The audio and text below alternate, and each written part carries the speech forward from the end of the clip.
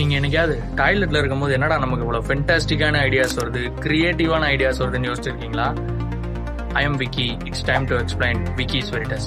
டாய்லெட்டில் இருக்கும்போது நமக்கு ஏன் இந்த மாதிரி க்ரியேட்டிவான சூப்பரான ஐடியாஸ்லாம் வருதுன்னா அதுக்கு 3 ரீசன்ஸ் தான். First, incubation effect. நம்ம பாடி டாய்லெட்டில் இருக்கும்போது ரொம்ப ஸ்ட்ரெஸ் ரிலீஃபாக இருக்கும். அந்த மாதிரி டைமில் சப்கான்ஷியஸ் மைண்ட் நம்ம ஆல்ரெடி தேடிட்டு இருந்த நிறைய கேள்விகளுக்கான பதிலை கான்சியஸ் மைண்டுக்கு கொண்டு வந்து நமக்கு ஒரு புது ஐடியாவை கொடுக்கும்.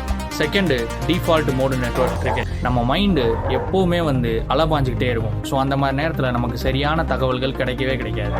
அப்போது நம்ம எங்கெங்கேயோ பார்த்தது, எங்கெங்கேயோ கேட்டது, இந்த மாதிரி தகவல்களெல்லாம் சேகரித்து வச்சு நம்ம டாய்லெட்டில் குளிச்சுட்டு இருக்கப்போயோ இல்லை ரெஸ்ட் ரூம் போகிறப்போயோ நம்ம ஃப்ரீயாக இருக்கும் போது அந்த ஐடியாஸ் எல்லாம் நம்ம மைண்டுக்கு கொண்டு வந்து ஒரு புது ஐடியாவாக டெவலப் பண்ணி கொடுக்கும். Third, simple, relax and comfort தான். டாய்லெட்டில் பல பேருக்கு தான் ஸ்ட்ரெஸ் ரிலீஃப் ஆகும், ஹாப்பி ஹார்மோன்ஸான டோபமைன் அங்கே ரிலீஸ் ஆகும். ஸோ அதனால நமக்கு நிறைய ஐடியாஸ் வர்றதுக்கு வாய்ப்புகள் இருக்குது.